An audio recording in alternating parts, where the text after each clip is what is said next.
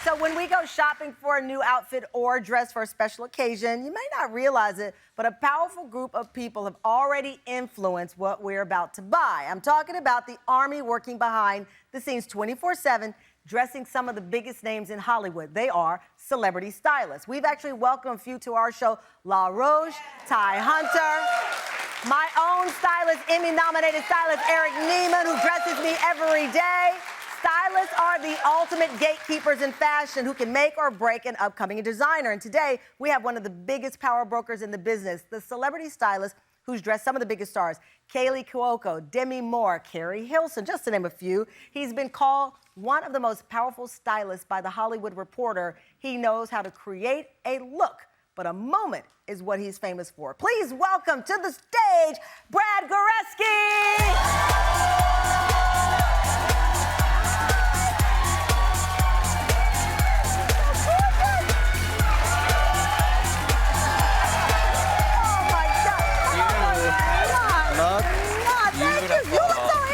You know what?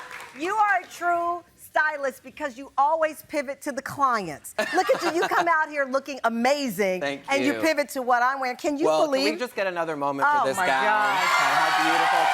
Look. Absolutely. I can't wait to introduce this up-and-coming designer who made this in 24 hours. Unbelievable. We're showing her collection. But I said, you know, you are one of the most powerful stylists in the business. You help create a moment for your clients, but it also influences what people around the world wear. Yeah. That's a big job.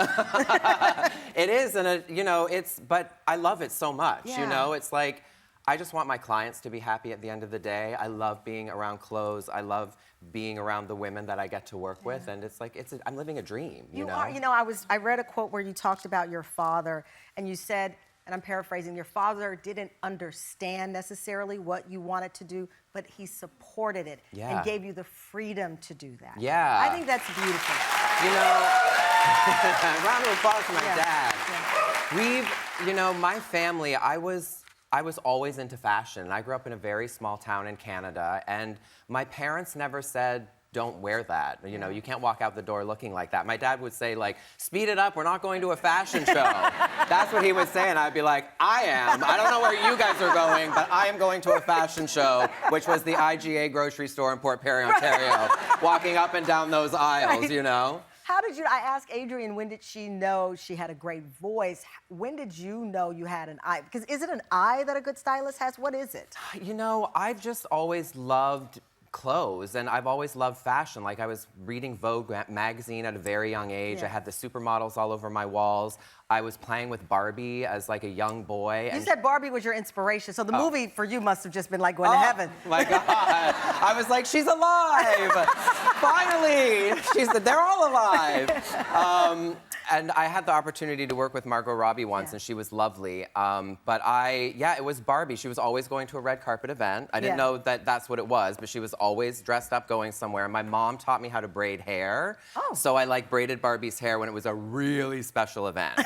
But she also liked hair down too, yeah. You've styled some incredible celebrities and some momentous looks. Your own style, though, is impeccable. How do you describe your style? My style is like, I like to call it geek chic with a little bit of showgirl in there. Okay, where's the geek in this outfit? All over. Okay, and where's the showgirl? Well, I would get up and do it, but there are taps on the bottom of my shoes, so when I walk around, they like click-clack, like a high heel almost. I like that little special thing. Okay, so you talk about being raised in a small town in Canada. We've pulled up some of your looks and the evolution here. Wow. All right, so this is you, This is Canada's drag race when you were a celebrity judge. I am, yes. I mean, looking at the neon green sheer, I would never wear a shirt. Look at those abs. Why do you have a shirt on here? Next time I'll come out not wearing a shirt. I did not know you were hiding that under your shirt. Well, you know, I do it for the boys and girls who watch Canada's Drag Race, you know. They like it. These suits, these looks, Thank each you. one, just what are you feeling at this stage of your fashion game? You know, I sit next to the beautiful drag queen Brooklyn Heights on the show, and so we try to complement each other. So I just like a little, you know, I like a little twist. I like really good tailoring, but I like bright color. I love sparkle. And, I like kind of making things my own, like adding the rose and gorgeous all from those top good to bottom. things. Okay, Yes. there's the first communion outfit that you say was inspired by Don Johnson. Yeah, it was. I don't know if I was actually watching Miami Vice, but I was aware of how much I liked I liked his style, and so yeah, that was me going to First Communion. You have it down to the color. Yeah, it was a kind of like a Hawaiian pattern shirt. And look at your hair. You're giving me young Leo DiCaprio in this look here. Always serving a look. Always serving a look. Always. Okay, and we have 94th Oscars red carpet. Oh, now that's gorgeous. Thank you. Gorgeous, Thanks. gorgeous. So this was I love Tom Ford. Yes. And this is a Tom Ford Fellow look. Texan, so I'm biased. Oh, yeah. Yes, of course. And then you really seem to love the print because I think we have a high school. Yeah. Well, this is the thing, guys. Like, I love that. I didn't know what I was doing, but I was like, I don't want to just be in a graduation gown that everybody else is wearing. So I popped my fun fur tiger print collar and put on my beads, and I dyed my own hair. You dyed your own hair. So you wrote on Absolutely. Instagram, you said, I still stand by the decision to wear this tiger striped shirt from my high school graduation photo. The dyed black hair with the roots is also kind of major. I love it. I love that quote. I love it. Listen, I stand by that now more than I did when I was doing it because I'm like, I'm a high school kid there and I'm just like doing my own thing. I love it. Coming up, Brad is not going anywhere. We're going to talk about the difference between wearing an outfit and styling an outfit. That's right, after the break. I see